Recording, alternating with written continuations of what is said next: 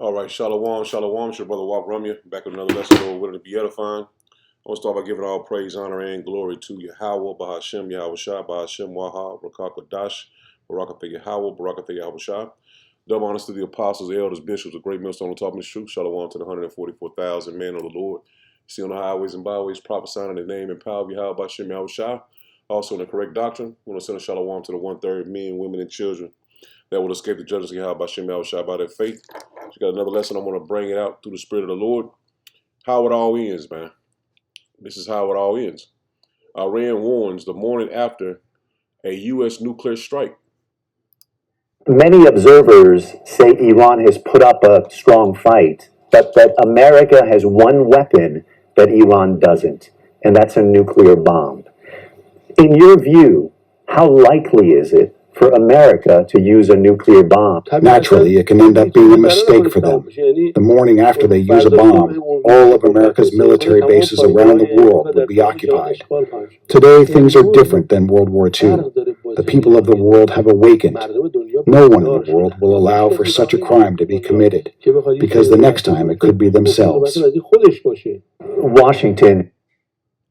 And see, everyone knows that if America uses this bomb, they're going to use it on them. And that's how it all ends, man. That's how Babylon is destroyed, by thermonuclear destruction. Now, everyone is talking about nuclear war, nuclear destruction. That's all that's being, that's all that's on the news, man. That's all that's on social media and what's being talked about on the alternative news around the world about nuclear war. Now, check this out, man. We are lowering the threshold for the use of tactical nuclear weapons, so that early on now in any campaign against China or Russia, where we would normally be using long-range standoff conventional weapons, we're going to go nuke early because we have no other option. So if we get into a shooting match with Russia over, say, Kaliningrad or the Baltics, or we get into a shooting match with China over Taiwan, we are going to be starting the war with tactical nuclear weapons because that's all we have left. That's it. And I just want people to understand that at no time has the Pentagon ever had a war game where we simulate the use of tactical nuclear weapons where it doesn't escalate rapidly to a general nuclear exchange where all humanity dies. And this is where we're at. This is the insanity of the moment. This Iran conflict has actually created an existential crisis for the world. So this Iran war has basically turned everyone's mind toward nuclear war. Now, Christians don't talk about this war. They don't talk about the upcoming destruction. This is what you need to be talking about, man. This is what we're praying the Lord save us from, the hopeful elect, man. We want to be saved from nuclear destruction because from New York to California, this place is going to be sand. It's going to be sand, just like Sodom and Gomorrah. So many scriptures go into how this place ends, man. Now, Iran, the memorandum of understanding the ceasefire, it ended today. Now, we see that it's ending, but it's only going to get more intensified now because the first thing Trump said he wants to, the main reason why Trump said he's going to war with Iran is so they can't have any nuclear weapons. Now he has no control over them getting nuclear weapons if they don't already have them. So what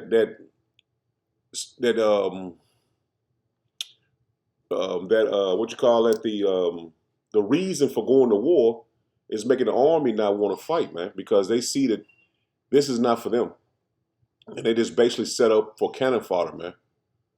Now check this out, man.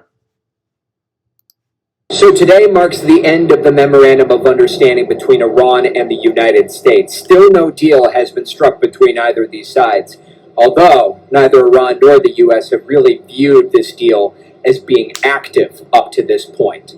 Now the question is, what comes next? The president says his objective remains unchanged to stop Iran from getting a nuclear weapon.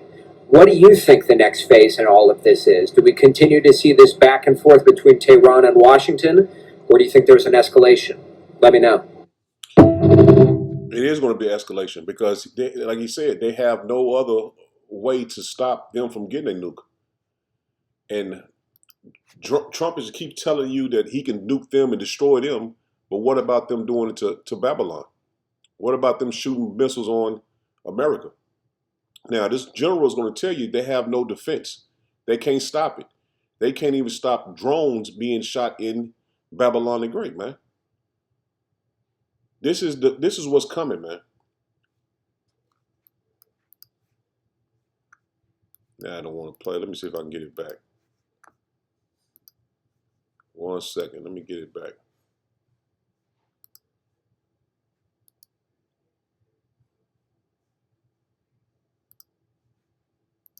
The next threat to the homeland can be a swarm of inexpensive drones launched from inside our own borders, rather than a missile approaching from thousands of miles away. Does NORAD have the sensor coverage, authorities, and decision speed necessary to respond?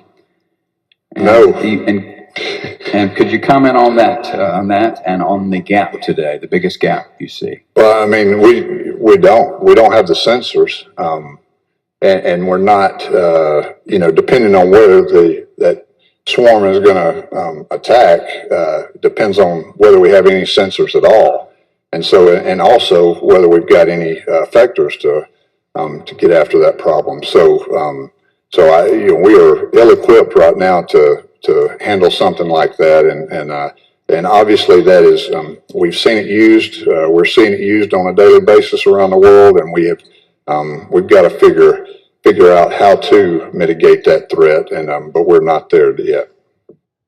So you're not safe here, man. You're not safe in Babylon the Great.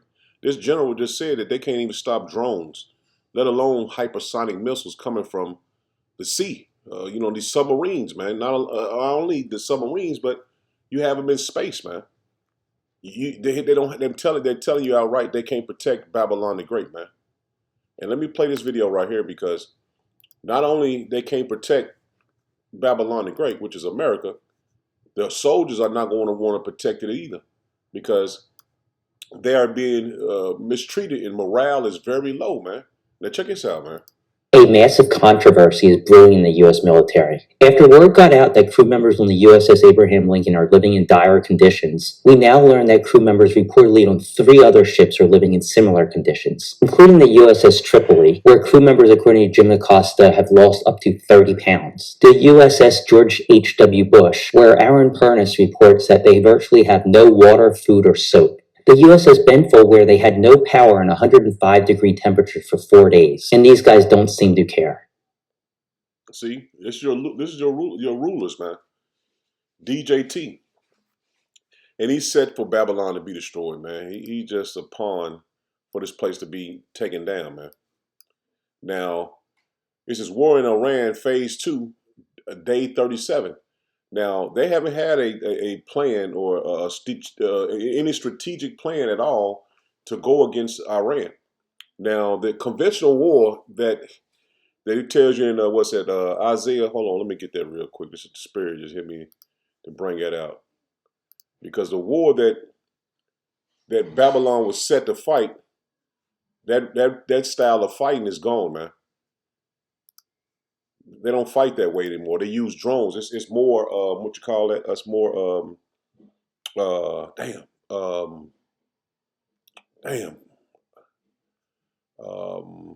it's more, what's it called? It slipped my mind. Slipping my mind. Asymmetric. It's more asymmetric war than the usual war of hand-to-hand combat, man. It's basically used with drones and these are big missiles that they have. They don't use them anymore, man. That's why you haven't seen Russia bring out their S-400, S-500s, man. They can't use them. They're using mostly drones and small tactical weapons than what they've usually used.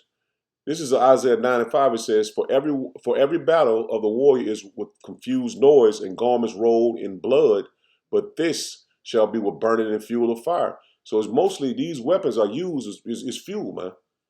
They're used by drones and small tactical weapons. I don't know all the military weapons they have, But those they've been talking about them on the news. Those like not bazookas, but there's your shoulder ammunition they use to take down tanks and shit, helicopters and shit. They're not using, mostly hand-to-hand combat like it had in World War II. That day is dead, man. And see, America is set up to fight those type of wars, which now they're contemplating sending in a ground force, man. That's why the draft is coming in November, because once they send those ground troops in, it's a lot of death is going to hit the military, man. Because the way Iran's terrain of their land is set up with nothing but mountains, man. Now we seeing that they're setting up to go in with a ground invasion, and that's what they're contemplating now, either using tactical nukes or using a ground invasion, which because they can't continue to fire from the air and win. I think it's Iran's leader, one of those leaders, said that they won the war, man. So they see that Babylon cannot fight this asymmetric fight anymore, man. So they go into drastic measures. Now check this out. Iran is claiming victory and offering a $30,000 bounty for captured or killed US soldiers. Trump cuts back drills with South Korea for not joining efforts against Iran, and US lawmakers are demanding answers over conditions aboard an aircraft carrier in its 9 months at sea. Here's what you need to know. Iran's top negotiator has claimed victory in the war and is signaling that its military strategy is changing. Parliament Speaker Mohammad Bagher Ghalibaf says the US and Israel have failed to achieve any of their stated objectives. با همه وجودم میگم ما در این جنگ در بعد نظامی و در بعد سیاسیش به معنای واقعی خودش پیروز شد. Iran is also warning that the war has changed the way it will respond to future threats. A senior IRGC commander says its military doctrine is shifting from defensive to offensive under a new maximum deterrence policy. Iranian army commander Amir Hatami threatened to break Donald Trump's legs after the American president said he would declare the Strait of Hormuz a US territory. Hatami also offered a $30,000 reward for any Iranian who kills or captures a US soldier and hands them over to Iranian forces. هر رزمنده عزیزی یک آمریکایی رو یک هدیه خوب میدین. این هدیه معادل $30,000 حدود 5 60 days after the Memorandum of Understanding was signed, shipping through the Strait of Hormuz remains severely restricted and the diplomatic track to end the war seems stalled. That ceasefire agreement has now expired with nothing to replace it. Donald Trump says South Korea's refusal to take part in US military action to denuclearize Iran is why he's ordered the Pentagon to cut back on their joint military exercises. He says the drills are costly and send a hostile message to his nuclear-armed friend in North Korea, a move which will strain a long-term alliance between Washington and Seoul. Conditions have worsened aboard a US aircraft carrier which has been deployed in the Arabian Sea for 9 months. Sailors on the USS Abraham Lincoln are reportedly trying to jump overboard due to exhaustion, deteriorating living conditions, shortages of basic supplies, and serious food problems. This is where we go. They want a carrier in the Navy. They say join the Navy, right? Join the Navy. And look at this. This is crazy. This ain't even the worst part. 15 Democratic senators have been demanding answers from Defense Secretary Pete Hegseth. This president got us into this war with Iran with no strategic goal, without a plan, without a timeline, and he has no way out. And because of that, you've got these deployments that are being extended to much beyond what anybody had anticipated or planned for. Donald Trump is now moving the only US aircraft carrier in the Pacific, the USS George Washington, to the Arabian Sea to replace the USS Abraham Lincoln. While the US military remains stretched across the region, Washington is trying to restart its failed diplomacy in Gaza. Trump's son-in-law and Middle East negotiator Jared Kushner has been in Egypt. He met Hamas leader Khalil al-Hayya, who said Hamas agrees to a roadmap for the second phase of the US-backed Board of Peace plan. But with Netanyahu having flatly rejected Trump's plan, will Kushner be able to force Israel to stop its ceasefire violations? Stay with Al Jazeera for all the latest updates. So she gave you about 3 or 4 topics, and the main topic I wanted to touch on was South Korea, man, because that was like a slap in the face to the South Koreans, and to give basically give respect to the North Koreans, man. North Korea and South Korea has been in war for over 50 years, man, and they still is pretty much on a peace agreement right now. So they're still at war. And what DJT, he is stirring up the pot, man. He's getting a lot of his own allies to turn against him, man. So this is not going to sit well with the South Koreans by him giving respect to the North Koreans, man, knowing that they are enemies. Now check this out.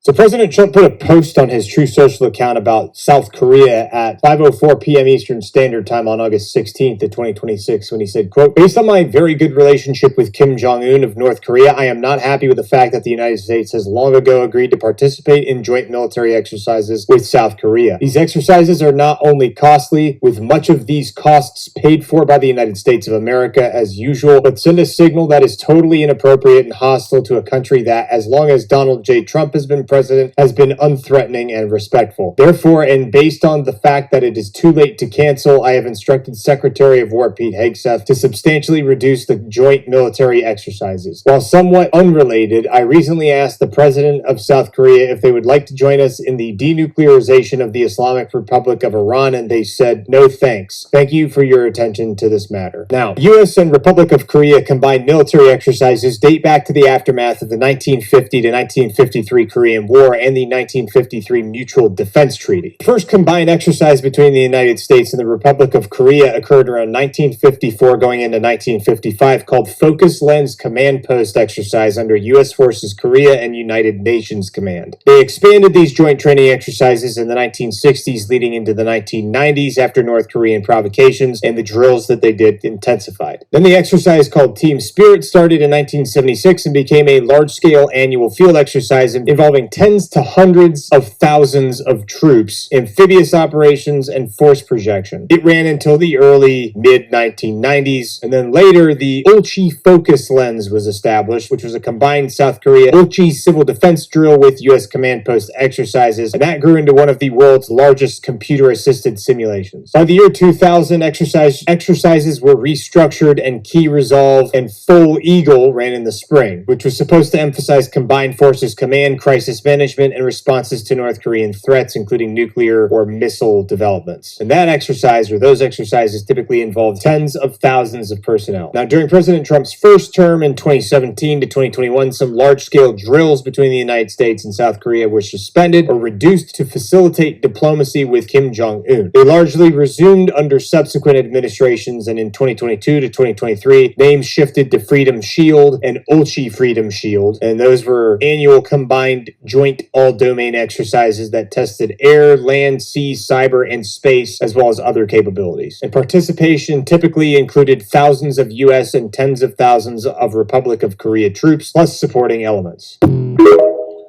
So these major scale drills that America and South Korea has, they basically cutting them.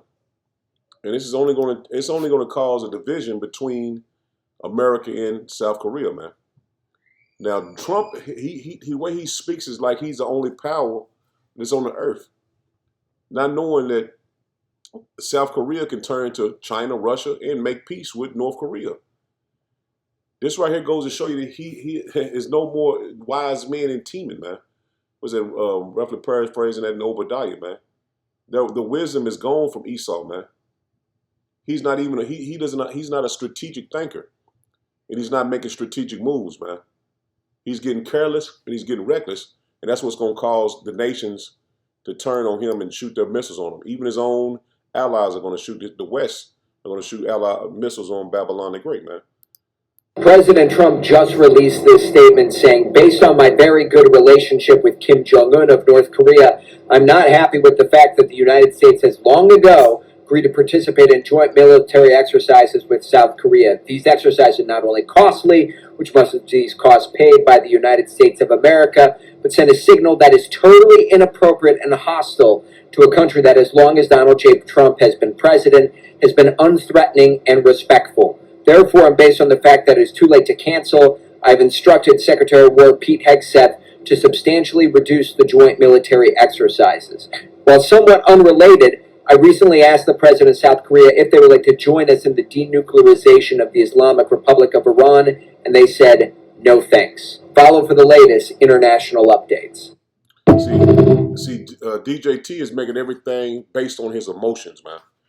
And that shows you how a man is by the way he handles his emotions. If he's reckless with his emotions, that shows he's weak. And this goes to show you that Esau is weak, man. Because they base everything off emotions, man. You got to be able to control your emotions and everything that basically he gets his ego hurt when people don't agree with him, man. When people go against him. Now, South Korea president wants to talk with North to end Korean War. See, this war in North Korea and South Korea has been going on for over 50 years, man. And they want to make peace because they see that their ally, Babylon the Great, America, is weak. They took all their defense missiles and gave them to the small caps. Now, these people are not stupid, man. They're not dumb. And they know that the power that Babylon had, they once had, they don't have it anymore. Now, check this out.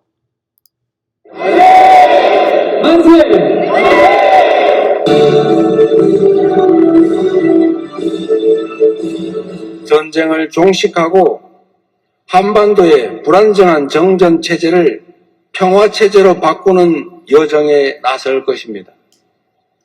서로에 대한 상호 위협 의사를 내려놓고 아주 오래된 전쟁을 끝내기 위한 당사자들 간의 논의를 시작합시다. 이를 통해 북의 핵능력 고도화를 멈출 실효적 방안도 논의될 수 있을 것입니다. And see, at the end, what he says, we will also be able to discuss effective measures to halt the further advancement. Let me get to it. To North Korea nuclear capabilities. So 논의될 수 있을 것입니다. They know that they don't have any nuclear weapons. The South Koreans don't have any nuclear weapons. And they pretty much like sit ducks being cannon fodder for Babylon the Great, man. And that's why they want to come to talks to end the war that they've been pretty much been fighting for. It's been a ceasefire for, I think 20-something, you can look it up. It's been a ceasefire for some time now. But see, they know that North Korea can strike them with a nuclear weapon and they'll wipe them off the map. Because they have, America got so many bases in South Korea, and they don't have any defenses. They don't have any defense systems, man, over there. They took them. And shit, let alone they don't have any defense missiles, man. So these South Koreans are not stupid, man. They're ready to make peace because they see that their power that they had, Babylon had once before, they don't have it anymore, man. This is Isaiah 54 and verse 16. It says, "Behold, I have created the smith that bloweth the coals in the fire, and that bringeth forth an instrument of his work. I have created the waster to destroy." See, the Lord is telling you through the Spirit of Yahweh Shem Yahushua, these missiles that were created, they weren't meant to be sitting in a silo for forever.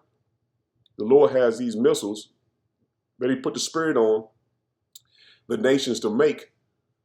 They're going to be used, man. They're going to be used. Let me get this in the NLT. It says, "I have created the blacksmith who fans the coals beneath the forge and makes weapons of destruction." See, what is the missiles called? What are the nuclear missiles called? Weapons of destruction, man.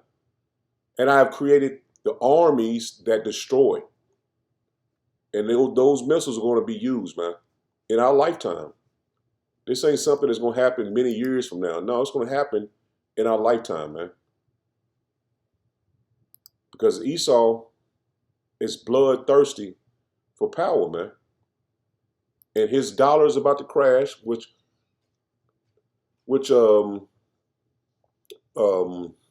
J.D. Vance already said that their power is based on their dollar, which they don't want to have. That they don't want to have the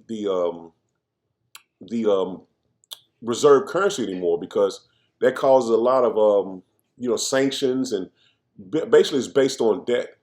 The American dollar is based on debt. Now check this out. This is Joel 2 and verse 1. It says, "Blow ye the trumpet in Zion, and sound an alarm in my holy mountain. Let all the inhabitants of the land tremble, for the day of Yahweh Shem Yahushua cometh, for it is nigh at hand." And see, the day of the Lord is near, man. It ain't 20, 30 years. It's at hand, man. Because the Lord will return in the middle of World War III when those missiles are shot off. Verse 2, it says, a day of darkness and of gloominess, a day of clouds and thick darkness, as the morning spread upon the mountains, a great people and a strong, there hath not been ever the like, neither shall be any more after it, even to the years of many generations. A fire devour before them, and behind the flame burneth. The land is as a garden of Eden before them, and behind them a desolate wilderness, man. And it's speaking of the missiles, man. Before them is a beautiful land, but after them is going to be a desolate wilderness. We have examples of that when Sodom and Gomorrah, and that's still left for a memorial to this day, man. If you look back, you can go on YouTube and look up Sodom and Gomorrah, and you can still see the land is still a desert, man. Nobody ever went and built that land up ever again. Same thing is going to happen to Babylon the Great, man. It says, yea, and nothing shall escape them. Nothing's going to escape the missiles, man. NLT, it says, fire burns in front of them, and flames follow after them. Ahead of them, the land lies as beautiful as the Garden of Eden. Behind them is nothing but desolation. Not one thing escapes. And that's those missiles, man. Nothing is going to escape those missiles when they shot off. Verse 4, it says, the appearance of them is as the appearance of horses, meaning power. And as a horseman, so shall they run. Like the noise of chariots on the top of mountains, shall they leap, like the noise of a flame of fire that devour the stubble, as a strong people set in battle array. Before their faces, the people shall be much pain. See, when the people see those missiles coming, they're going to be terrified, man, because they didn't repent. They're going to be terrified, man. It says, all faces shall gather blackness. They shall run like mighty men. They shall climb the wall like men of war. And it's speaking of the missiles, man. The missiles are going to be shot off, and every missile is going to hit their designated space, man, their designated place. It says, and they shall march every one in his way, and they shall not break their ranks. So the Lord, when they shoot them, it's not a missile going to hit each other. They're going to go exactly in battle array, man.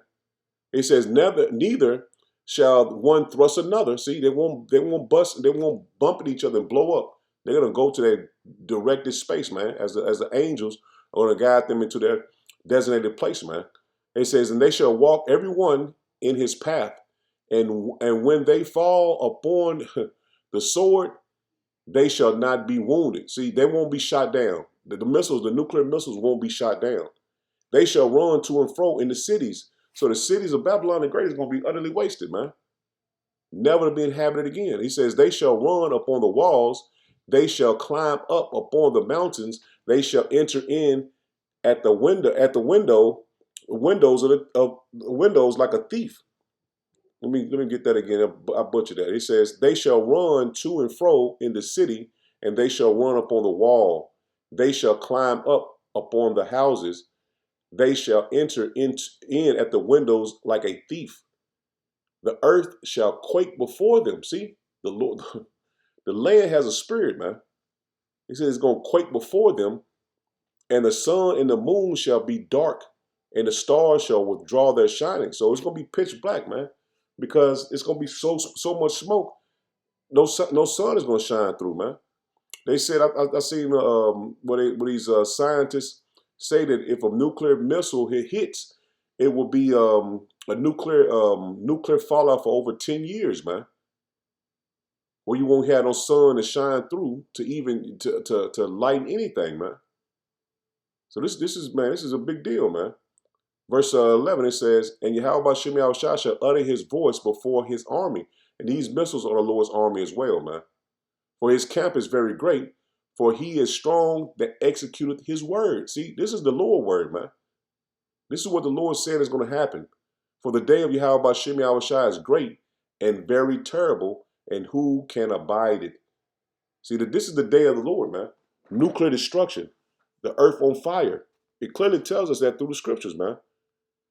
It ain't gonna be no day of sunshine, day the Lord's coming down, kissing people and hugging people, and that ain't in the scriptures, man. Great destruction is coming, and that's what the Lord said was going to happen when He returned, man. So that fairy tale that you've been fed in these churches, man, that's what it is—a fairy tale, man. That's far from the truth.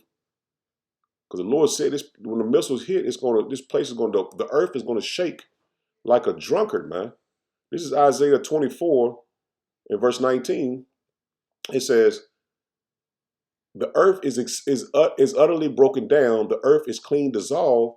The earth is moved exceedingly. See, the scripture tell you that it's going to move out of their places. Let me see if I can find that real quick.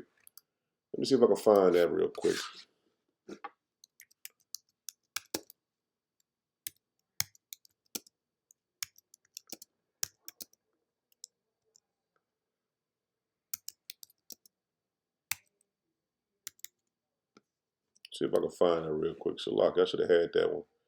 Was it Isaiah 13? Yeah, that's what it is. Isaiah 13. We'll get that real quick. Isaiah 13. I should have had that on deck, but Spirit hit me with those scriptures. This is Isaiah 13. In verse 13, it says, therefore I will shake the heavens, and the earth shall move. Just like it says, shall remove out of her place in the wrath of Yahweh Shem Yahushua of hosts, and in the day of his fierce anger. And this is the day of the Lord's fierce anger, when he brings judgment, man. The earth is going to reel to and fro. Let's get back to Isaiah, man. Isaiah verse 24, Isaiah 24 and 20, it says, the earth shall reel to and fro like a drunkard, and shall be removed like a cottage. See, the earth is going to be removed, man. You're going to have islands being moved, man, or swallowed up, man. This is going to create tsunamis all over the place, man. They got plenty of movies that go into this, man. What's that movie with G.I. Joe? G.I. Joe showed you when those missiles hitting, it was hitting in Europe, and the earth was just, man, it was. I gotta watch that movie again. That was a heavy movie, man. That movie G.I. Joe when they shot the missiles off, man. Even North Korea was in the movie. They had them pushing the button, man. Shit, Terminator, was it Terminator 1? Where they when Sarah Connor was on the fence, and she was instantly turned into powder, man. So these movies that they Esau bring out, man, these are what you call that these movies are damn, everything slipped my mind today.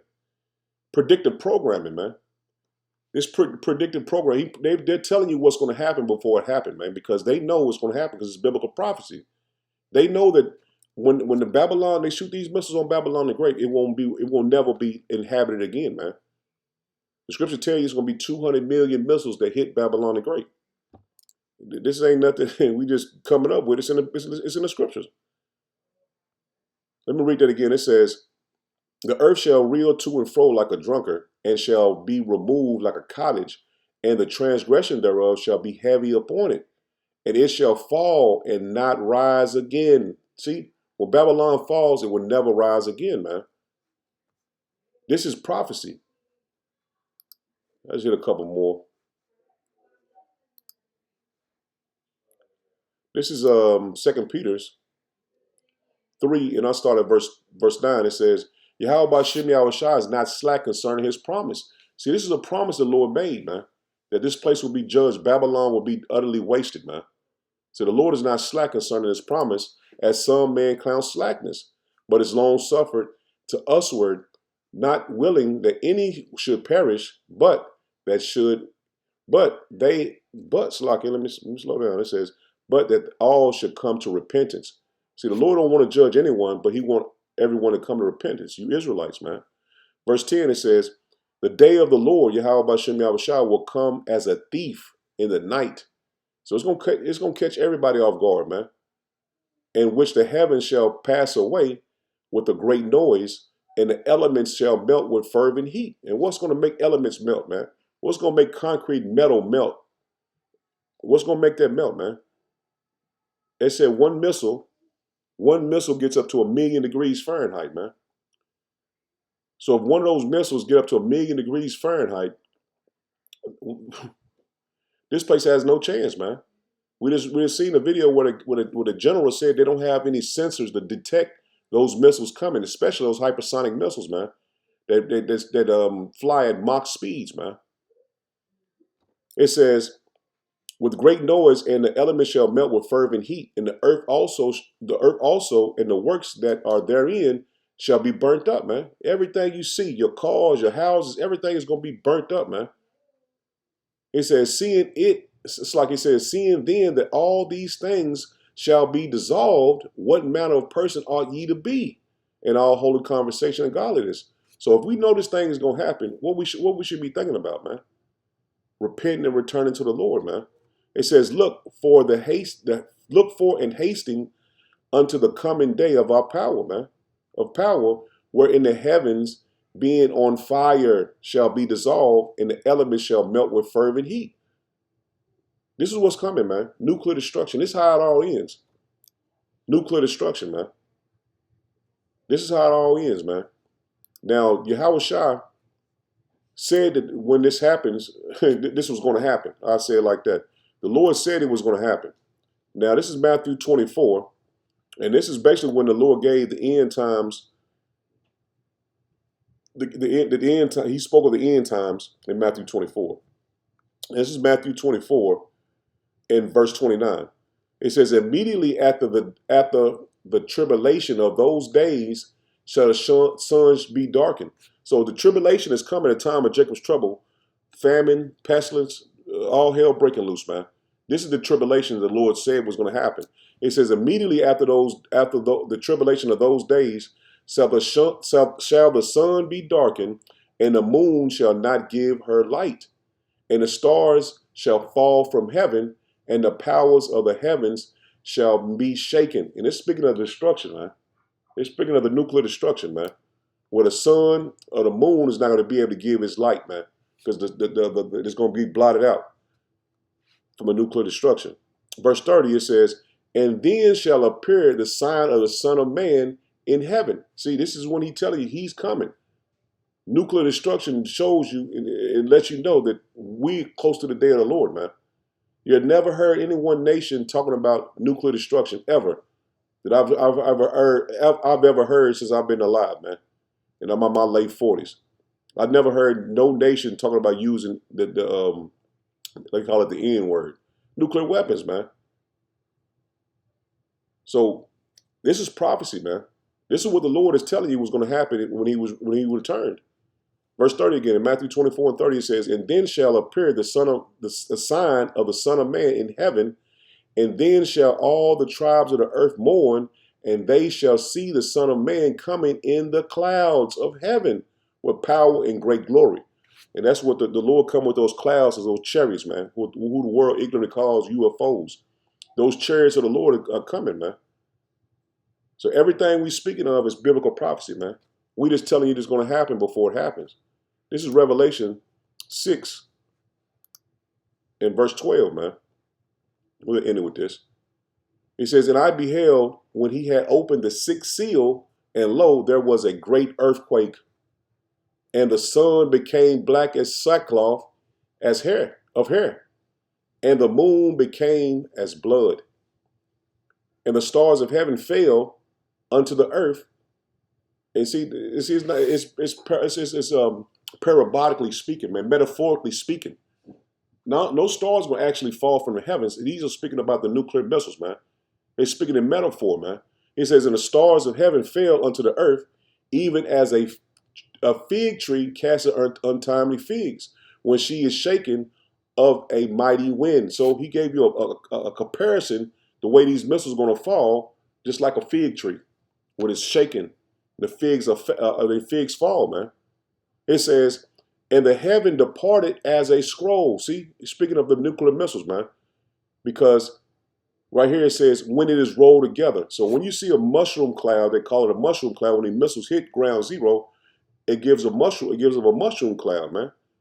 And that's when he's speaking about the mushroom cloud is hidden when these missiles are falling like a fig tree, man. It says, and the heavens departed as a scroll when it is rolled together. And every mountain and island were moved out of their places. See, when these missiles hit, the islands are going to move. The mountains are going to move, man.